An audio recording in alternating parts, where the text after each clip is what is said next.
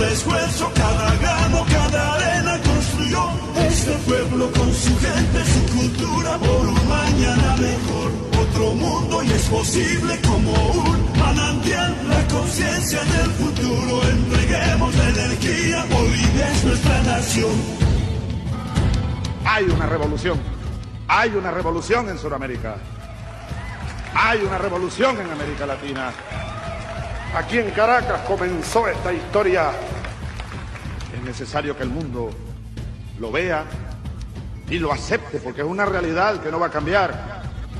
Es una revolución de los tiempos, histórica, tiene raíces muy profundas.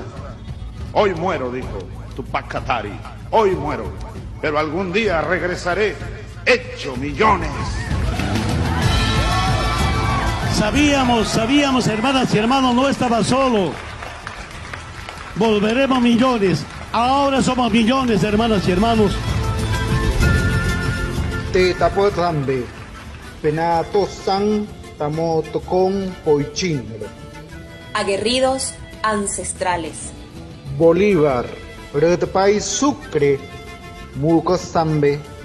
Hijas e hijos de Bolívar y Sucre. Te puicata Zambe, Maín, Caicharo, Notok, Redpay. Pata, Ponuse, y Caratamando. Solidarios, leales y patriotas. Así somos, así es mi tierra con Bolivia.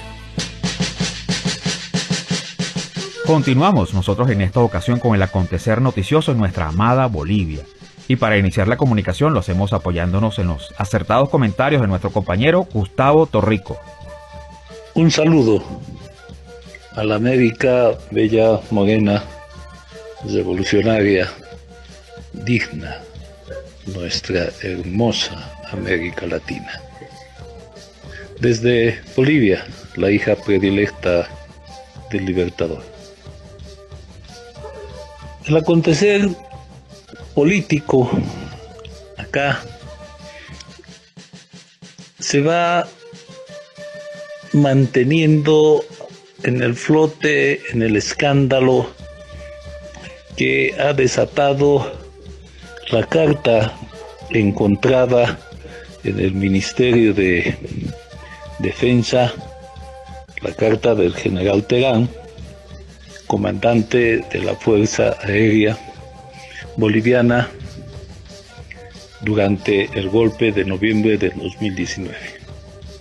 Esta carta, que agradecía al gobierno argentino, al gobierno del derechista y neoliberal Macri, indicaba y daba gracias por el apoyo logístico que habría recibido la Fuerza Aérea consistente en más de 40.000 cartuchos de guerra, gases lacrimógenos, gases pimienta, etc. A partir de esa carta, primero que se trató de negar, empezando por el mismo general Terán, diciendo que esa era una carta falsificada, pero la embajada argentina en Bolivia muestra y que sí ha sido recepcionada esa carta durante el golpe y existe una copia. Entonces sale el documento de ahí. Carlos Mesa, el principal golpista de noviembre, aquel que llamaba y quería plantar en la mente de la gente el hecho de que había existido un fraude monumental, según sus palabras, y que no puso una sola prueba.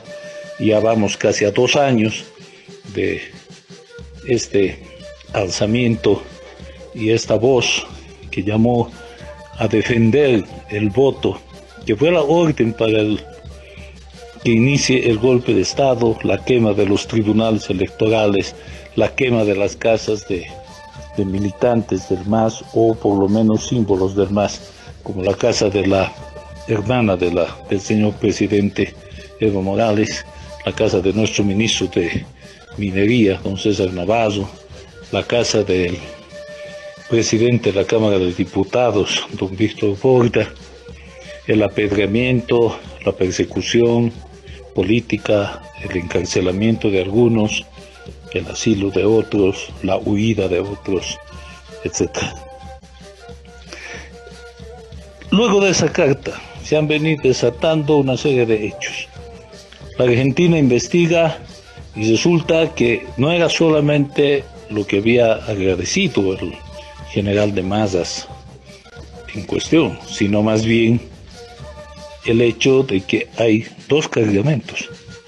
Uno, que es el que agradece el general Terán, y el otro, que no se sabe dónde está, que consiste en más de 70.000 proyectiles de bala, de guerra.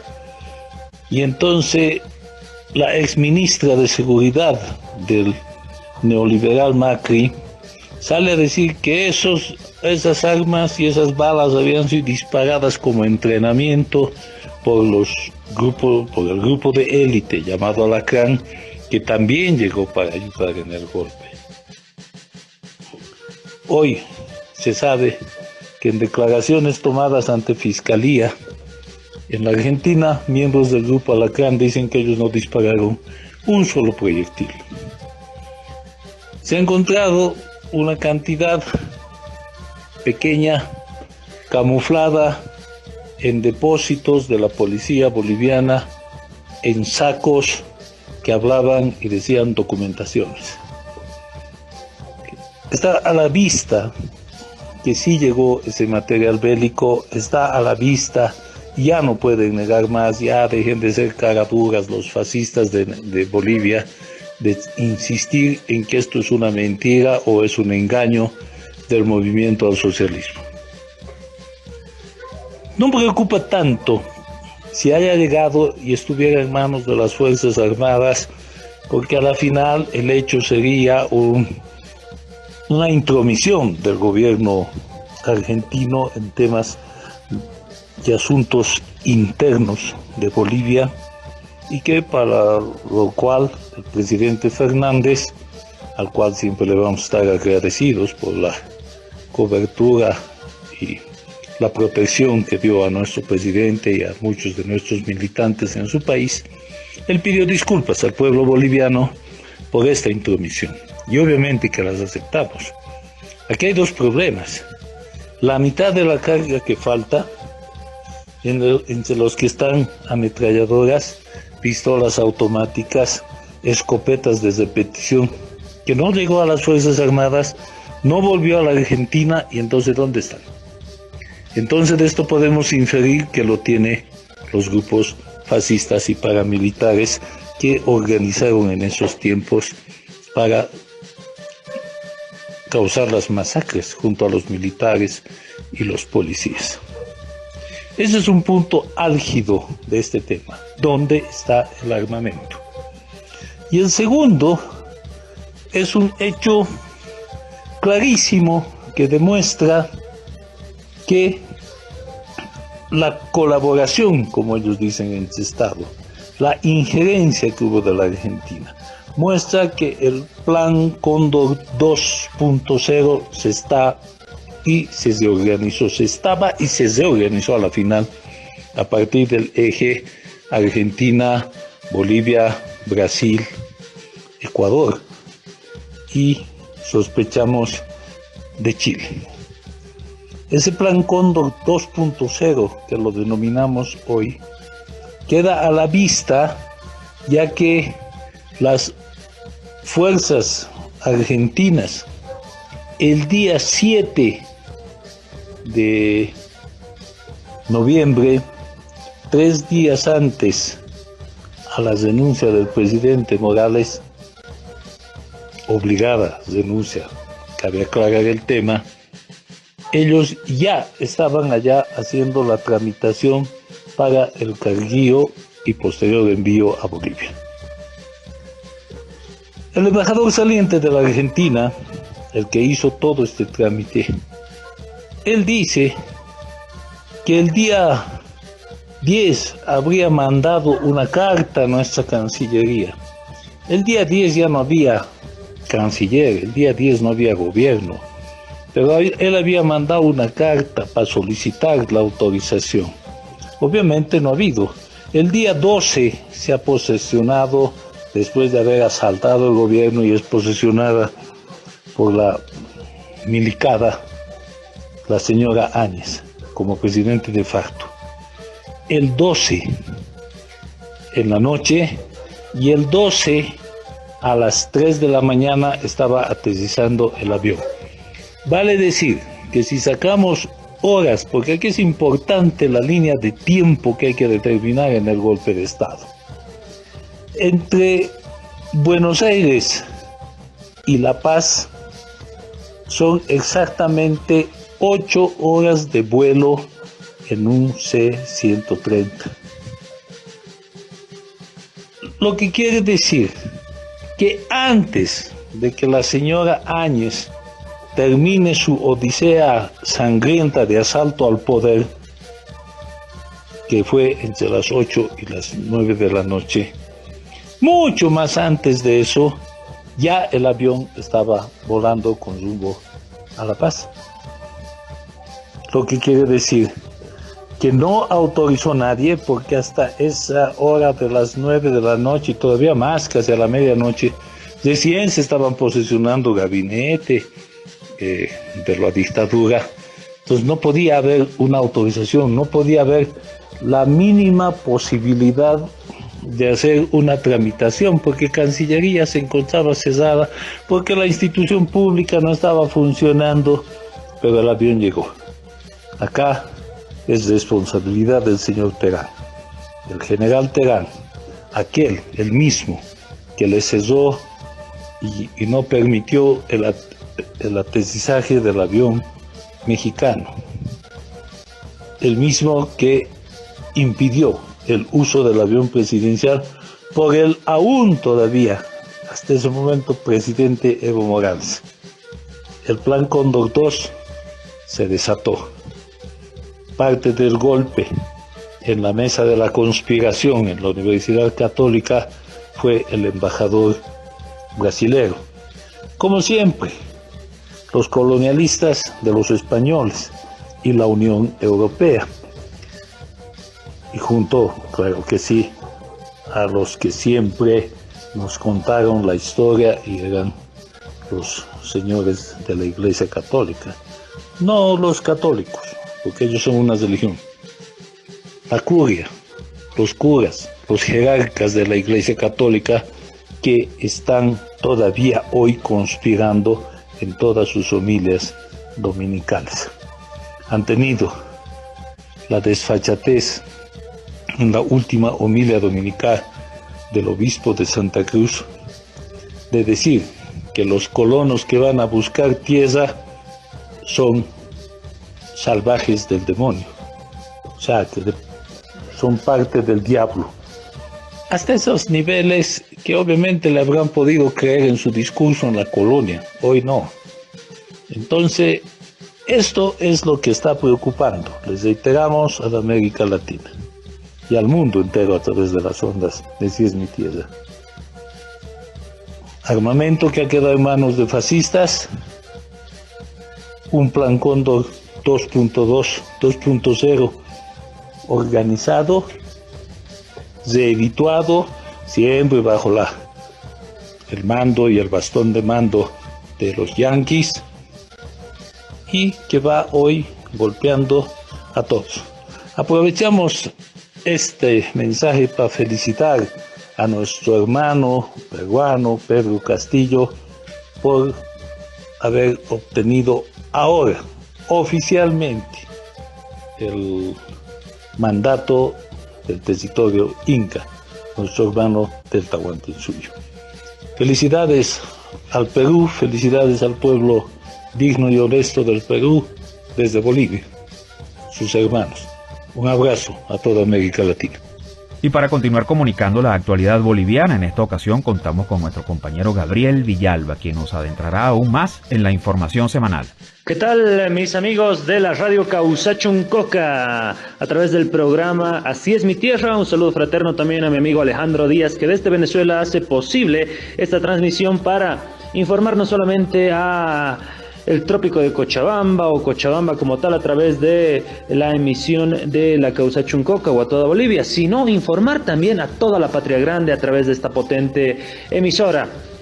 Y pues, ¿qué está aconteciendo en el Estado Plurinacional de Bolivia? Tenemos que analizar hechos puntuales y fundamentales. El primero es de que a principios de la semana repercutió en el ámbito noticioso a través de los medios hegemónicos de comunicación esta solicitud que realizó Yanine Áñez al Alto Comisionado de las Naciones Unidas para los Derechos Humanos, personificado por Michelle Bachelet, para que pueda pues tener una audiencia con ella y Áñez explicarle, la golpista Yanine Áñez, explicarle que sus derechos humanos estarían siendo vulnerados, sus derechos fundamentales estarían siendo violados por el gobierno democrático de Luis Arce Catacora, ¿no? Esta señora olvida que ella entró con una subversión del orden constitucional, con violencia, con todo lo que ya había explicado Gustavo antes, ¿no? Toda esa violencia exacerbada, con esa violación flagrante de derechos humanos es que ingresó Yanine Áñez con amotinamientos policiales, con sugerencia de militares a que renuncie Evo Morales. Así asume Yanine Áñez y no contenta con eso, realiza las masacres de Sacaba y de Sencata, ¿no? Entonces, obviamente Áñez está en todo su derecho, en un estado social, democrático y constitucional de derecho como el que vivimos en Bolivia, de realizar las quejas pertinentes a los ámbitos nacionales o internacionales que ella vea pertinente. Ahora, de que le surtan resultados positivos a estas sus pretensiones, dista mucho, ¿no? Eso como primer tema, esa desfachatez, hipocresía de toda esta oposición asesina y criminal que ahora se victimiza sobre pretexto de persecución política, sobre pretexto de violación de sus derechos. El segundo hecho fundamental tiene que ver también con la aprehensión del excomandante del ejército Inchauste por las masacres de específicamente Sencata, ¿no? Las personas que habrían fallecido, más de 10 por impactos de bala, los más heridos que habrían sido acribillados por este hecho, la masacre de Sencata, masacre cursante en la Corte Interamericana de Derechos Humanos, por la cual ya han sido detenidos el coronel Julio César Tamayo, el militar también Valverde, el militar Franco Suárez González y últimamente el día de ayer, el día jueves, Iván Patricio Inchauste, un personaje que habría dado la orden para que salgan tanquetas militares y tanques militares a reprimir a la gente que simplemente estaba protestando contra el régimen de Yanine Áñez. Así se manejó este estado de terror de Áñez para salvaguardar, blindar mediáticamente su poder y su en realidad sus intereses económicos, ¿no? Porque entraron al poder no por la vía democrática, entraron por la vía de la fuerza, y una vez dentro del poder se dedicaron a hacer negocios, a desbaratar el Estado, a reducir al Estado a su más mínima expresión, a destruir todas las empresas estratégicas nacionales y pues a lucrar con el Estado. Pero lo más importante son sin duda las personas que murieron, más de 37, las personas heridas, más de 1000, y las personas detenidas ilegalmente, más de 1500 personas. Ante eso, también fue aprehendido el ex asesor del carnicero de Sacaba y Sencata, el ex ministro del régimen Arturo Murillo. Su ex asesor, de apellido Ortega, fue detenido por tráfico de condecoraciones para ascensos de policías. Él argumentó que es totalmente inocente, ¿no? Recordemos que Arturo Murillo está actualmente detenido en una penitenciaría de la Florida, por precisamente actos de corrupción y haber utilizado su cargo como ministro para realizar negocios con armamento y negocios que afectaron también los intereses económicos de Estados Unidos, que es draconiano cuando persigue esta clase de delitos, y por eso fue que se lo aprendió en Estados Unidos, ¿no? Corrupción, malversación de fondos, lavado de dinero, muy vinculado Arturo Murillo también con negocios del narcotráfico, y esto se va develando cada día más.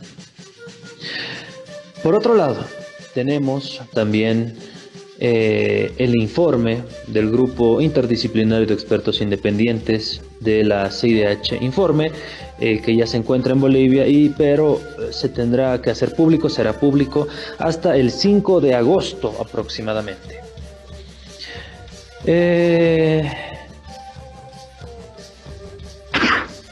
Ay, un estornudo, no es COVID, tranquilos, tranquilos.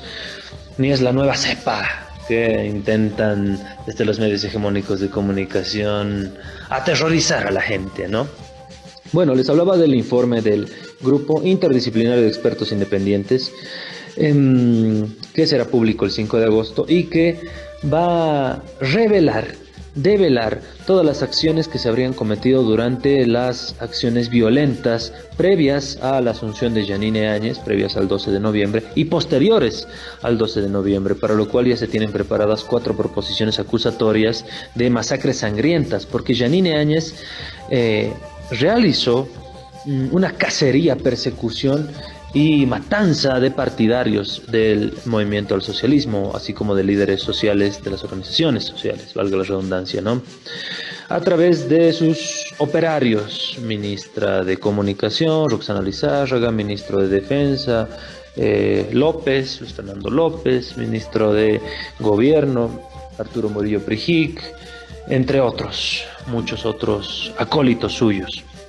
Entonces, sin duda es un instrumento jurídico internacional importantísimo que va a determinar la suerte que van a tener muchos personajes políticos, tanto policías como militares, como actores políticos, en 2 periodos de tiempo bastante demarcados. El primero es previo al 12 de noviembre. ¿Qué pasó antes del 12 de noviembre que Yanine Áñez asume de forma ilegal e inconstitucional el poder en Bolivia, la presidencia? ¿Qué ocurre para que esta señora finalmente sea presidenta de facto de Bolivia, ¿no?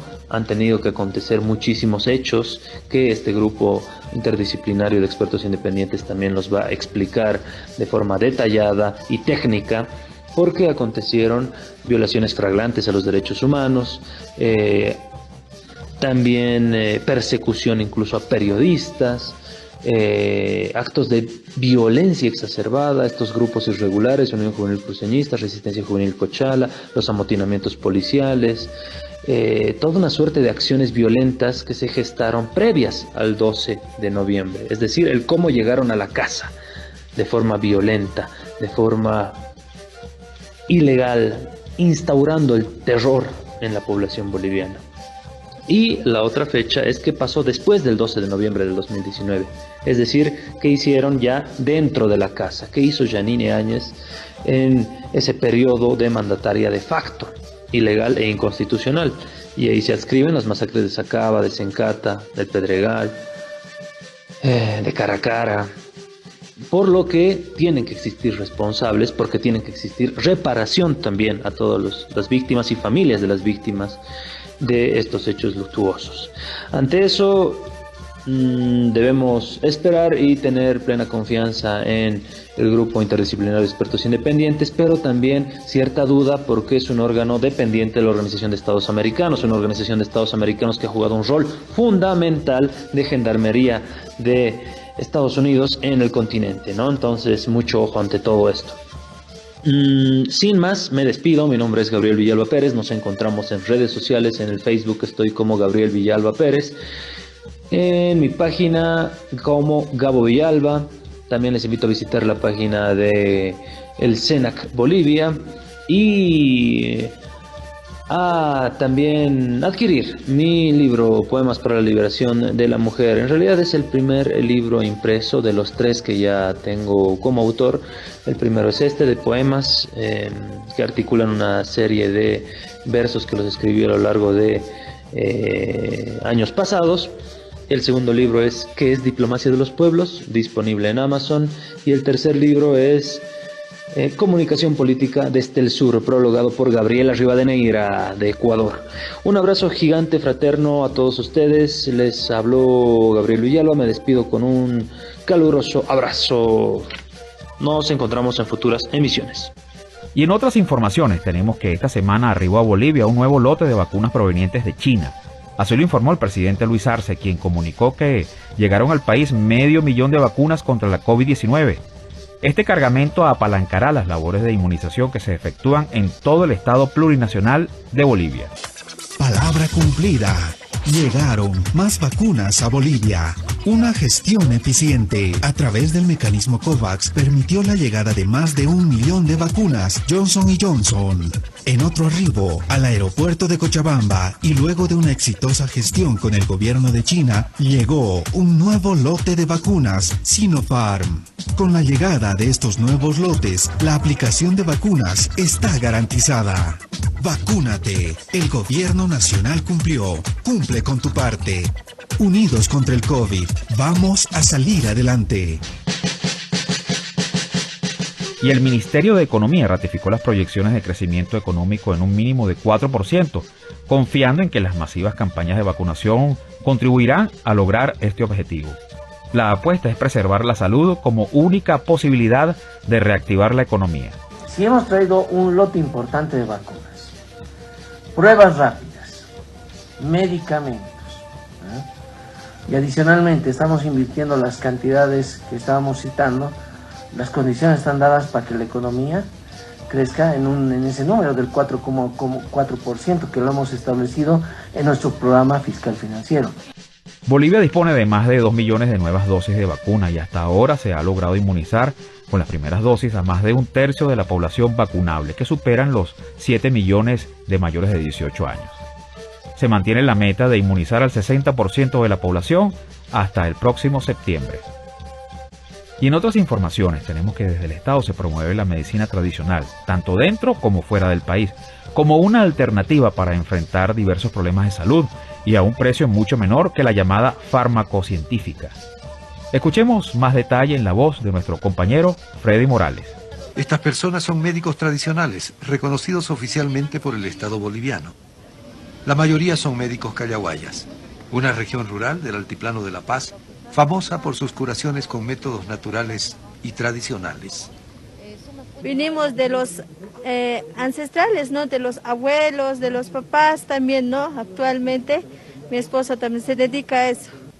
En Bolivia la medicina tradicional cuenta con el apoyo del Estado, que incluso instituyó en el gobierno de Evo Morales un viceministerio de medicina natural.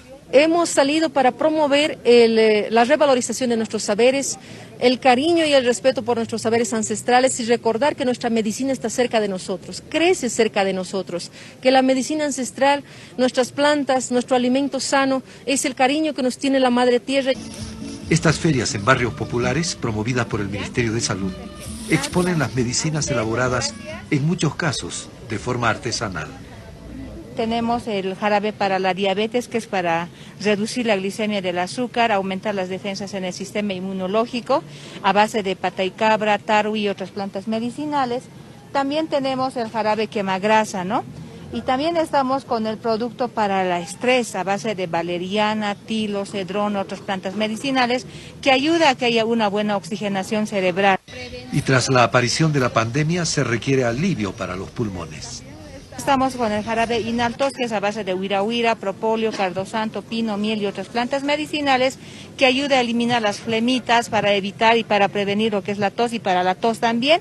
Y también tenemos el extracto de alfalfa, que es a base de chancapiedra, hojas de boldo, el jarabe, bueno, otras plantas medicinales para desintoxicar lo que es el hígado y los riñones. Desde la aparición de la pandemia del nuevo coronavirus, la medicina tradicional ofrece el preparado que se conoce como caricari, de amplia demanda y buen prestigio por el alivio de la enfermedad. La fórmula de ese jarabe en Bolivia es aún secreta. Y bien, nosotros nos vamos. En la producción estuvo la teniente de navío Rosario Rodríguez y frente a la dirección y conducción, quien les habla, Alejandro Díaz. Ha sido un verdadero placer estar con todas y todos. Será hasta la semana entrante. Jayaya.